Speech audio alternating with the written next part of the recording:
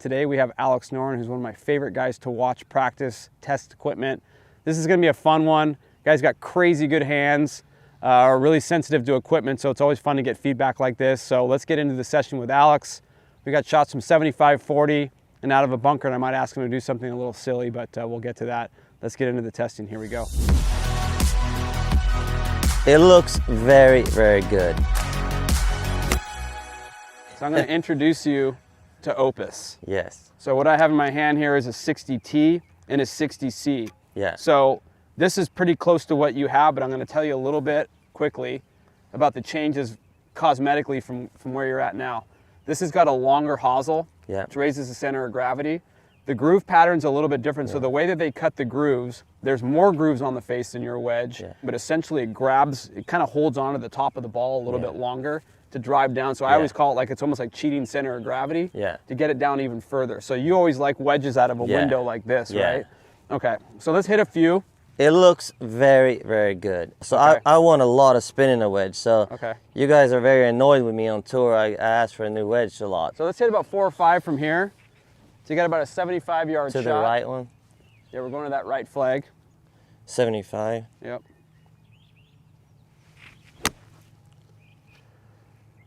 What is that? That's too short.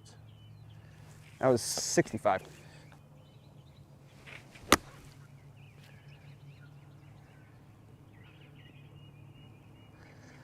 Ooh. The ball was a little wet. Yep. It's not the club's fault.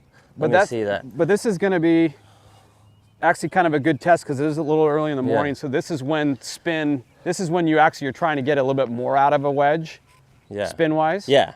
Okay, so let's just, I'm curious to see what you think here. That was a better shot. That's good. Yeah, that's pretty good. I mean, I like it. I mean, like, Let's see this. I think it's very round. Got more spin than before, like you said. Yep. So that last one that you hit flush, you spun it to 27 launch. You guys all kind of live between 25 and 30, depending on how you deliver it. Yeah. But 8,000 on wet grass. Yeah. From this yardage is pretty dang good. Okay, so. That's pretty good there. Go. A little short again. All right, hit one, do me a favor, hit one a little harder. Yeah. Yeah. See, what I'm liking here, that was awesome.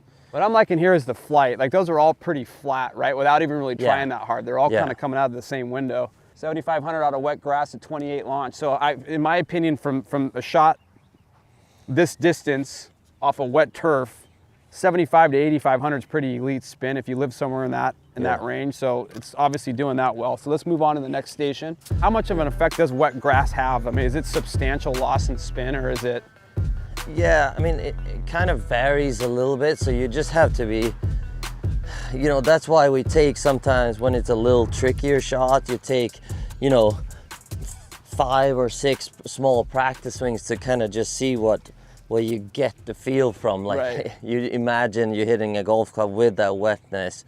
Yeah, and then also shot shape, like it's obviously like from here you got a little bit more room, so you don't worry about it too much. But especially these like super spinny short shots are gonna get tougher. They're gonna get tougher, when it's wet. Okay, so let's hit a couple of these little, this is about 40 yards to that flag. Same one? Same one, yep. Yeah.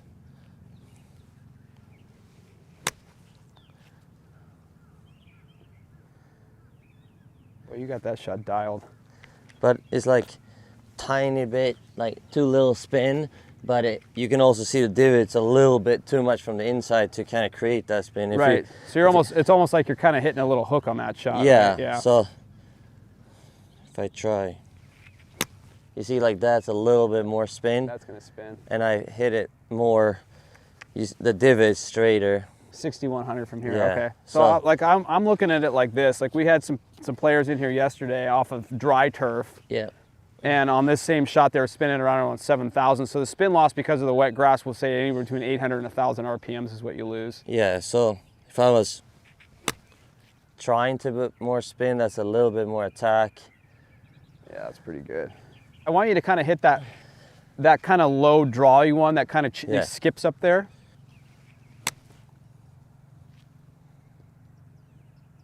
that goes in the hole. See what what I want to know for you as far as your feels are concerned, do you feel like this part of the wedge, is it diggy or like, because that's where a wedge will sort of catch when players come from the inside and they're kind of releasing the hands a little bit. Do you feel any of that, or did it glide through pretty easily? No, it's good. I mean, I see it in the divot. If it's like a sharp start to the divot, right?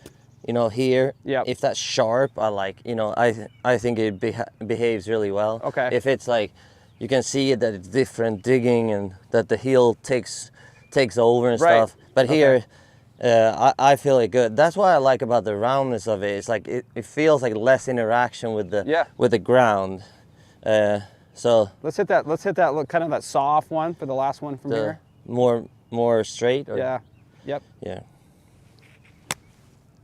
I mean, that's a little, not so much spin, but you feel like you're in full control of that golf ball, though. Yeah. It's a really nice wedge. Okay. Really nice. Let's go to the bunker. So I'm gonna have you hit 3 to that long flag. Yeah. So I kind of want something high, something mid-range, and then something kind of chasey, and then we're gonna go to that short one. Okay, so start high. Yep. That's a little short. Like that. Okay. Every bunker is different, so you gotta like make sure you know the bunker sand. Like yesterday, I played out of like quite soft, dry stuff, and I can feel like some of these shots, 2 shots I hit here, kind of goes short and right. Right. So like, and I know it's not the club this time. Like, so if I just put a little bit more lean on this shot, I'll get it. Yeah. I'll get it like to where I kind of want it. So.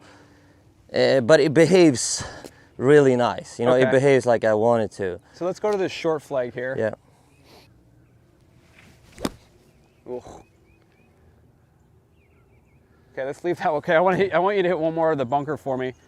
And this is just for optics, more or less. I just want to see if you had to play it with a little bit more of a square face. To where? To that far flag. Yeah. Just to see, I want to see if you're experiencing that grind digging it all with it square. I mean, I have a hard time like with a square face, right? But it feels good. I mean, so you didn't feel that digging down in the. I mean, it digs a lot more than I'm used to because I have because I'm not usually playing that shot. I would play that low, but I would always have more open face and kind of like trying to get on top of it more. Yeah. Okay. So. But it doesn't dig more than any other club. Okay, yeah. That's kind of what I'm getting at. Okay, I'm gonna have you hit a couple from over here. These are the last 3 we're gonna hit.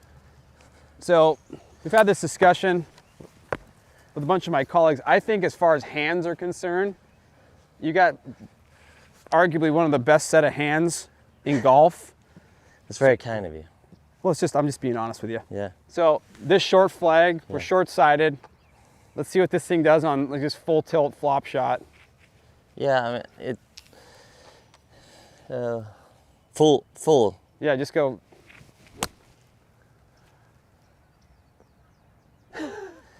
But it's, no, it's a good wedge. Okay. Higher. Yep.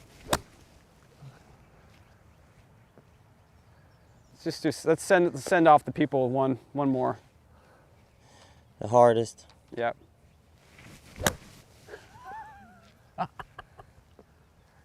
It's a good wedge. It's a good wedge. It's a good wedge. That was dope. There's nothing more to say. I love watching this guy just do everything. So, Alex, JW, right in front of the bunker. That was impressive. Exactly what I wanted him to do in this video. He never disappoints me. But that's Opus. Hope you guys enjoyed it.